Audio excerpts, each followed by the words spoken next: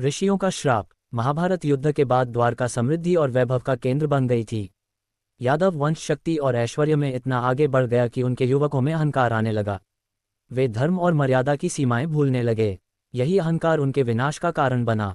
1. ऋषियों का अपमान। एक दिन श्री कृष्ण के पुत्र प्रद्युम्न, सांब और अन्य यादव कुमारों ने महर्षि नारद, विश्वामित्र और कण्व को आते हुए देखा। वे ऋषियों की महानता और शक्ति से परिचित थे, लेकिन अपने अहंकार के कारण उन्होंने उनका उपहास करने का निश्चय किया।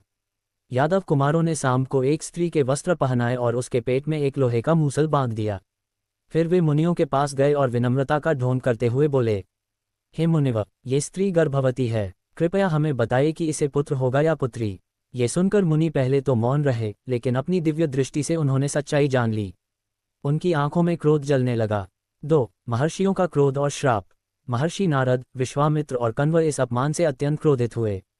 उन्होंने यादव कुमारों को श्राप देते हुए कहा, हे अज्ञानियों, तुम अपने वैभव के अहंकार में अंधे हो चुके हो। जिस चीज का तुम उपहास कर रहे हो वही तुम्हारे कुल के नाश का कारण बनेगी। यह मूसल नाश का बीज है। इससे ऐसा विनाश होगा कि तुम्हारा पूरा वंश समाप्त हो जाएगा। यादव कुमार इस श्राप को सुनकर भयभीत हो गए और श्री कृष्ण के पास दौड़े। 3. श्राप की परिणति। मूसल का विनाशकारी रूप। जब श्री कृष्ण को इस घटना का पता चला तो उन्होंने मूसल को मंगवाया और उसे चूर्ण करवा दिया। फिर उस चूर्ण को समुद्र में फेंकवा दिया ताकि इसका प्रभाव समाप्त हो जाए। लेकिन नियति को कुछ और ही मंजूर था। समुद्र में फेंके गए मूसल के कण वापस तट पर आ गए और वहां नरकट के पौधों के रूप में उगने लगे। यही नरकट आगे चलकर यादवों के संहार का कारण बना। इसके अलावा मूसल का एक छोटा टुकड़ा समुद्र की लहरों में बहता हुआ एक शिकारी के हाथ में आ गया। उसने इसे अपनी तीर की नोक में लगा लिया। ये वही तीर था जिसने आगे चलकर श्री कृष्ण के पैर में लगकर उनकी मृत्यु का कारण बना। 4. श्राप का प्रभाव और यादवों का अंत।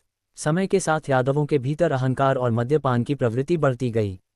एक दिन प्रभास क्षेत्र में एक उत्सव के दौरान वे उन्मत्त होकर आपस में ही झगड़ पड़े। जब लड़ाई बढ़ी तो उन्होंने तट पर उगे नरकट को तोड़कर हथियार बना लिया और एक दूसरे पर प्रहार करने लगे। यही नरकट उस श्रापित मूसल से बना था और इसी से यादव वंश का संहार हुआ। इस प्रकार ऋषियों के श्राप ने यादव कुल के विनाश का मार्ग प्रशस्त किया। श्रापों की पृष्ठभूमि। महाभारत युद्ध के बाद पांडवों ने धर्मराज युधिष्ठिर के नेतृत्व में हस्तिनापुर का शासन संभाल लिया। लेकिन इस महायुद्ध में कौरवों और उनकी सेना के विनाश के पीछे श्री कृष्ण की रणनीतियां मुख्य रूप से जिम्मेदार थीं। उनके कारण भीष्म, द्रोण, कर्ण और दुर्योधन जैसे योद्धाओं का अंत हुआ। इस युद्ध के परिणामस्वरूप कई लोगों को श्री कृष्ण से आक्रोश था और उन्होंने विभिन्न श्राप दिए, जिनका प्रभाव आगे चलकर यादव वंश के विनाश का कारण बना। 1. गांधारी का श्राप। गांधारी, जो अपने 100 पुत्रों की मृत्यु से अत्यंत दुखी थीं, जब युद्ध के बाद श्री कृष्ण से मिली तो उन्होंने अपने क्रोध और शोक में उन्हें श्राप दे दिया। गांधारी का विलाप और क्रोध। जब युद्ध समाप्त हुआ तो गांधारी कौरवों की लाशों के बीच पहुंची। उन्होंने देखा कि उनके पुत्रों का संहार हो चुका है। वह अत्यधिक पीड़ा में थीं। श्री कृष्ण ने उनके पास आकर उन्हें सांत्वना दी, लेकिन गांधारी को लगा कि श्री कृष्ण यदि चाहते तो ये युद्ध रोक सकते थे। उन्होंने कहा, हे वासुदेव, तुमने अपनी योग शक्ति से इस महासंहार को होने दिया। यदि तुम चाहते तो इसे रोक सकते थे, लेकिन तुमने ऐसा नहीं किया। मेरे पुत्र मारे गए, मेरा वंश समाप्त हो गया। इसलिए मैं तुम्हें श्राप देती हूँ कि जैसे मेरा कुल नष्ट हुआ है, वैसे ही तुम्हारा यादव वंश भी नष्ट हो जाएगा। तुम्हारे कुल के लोग आपस में लड़कर एक दूसरे को मार डालेंगे और अंततः तुम भी एक साधारण मृत्यु को प्राप्त करोगे।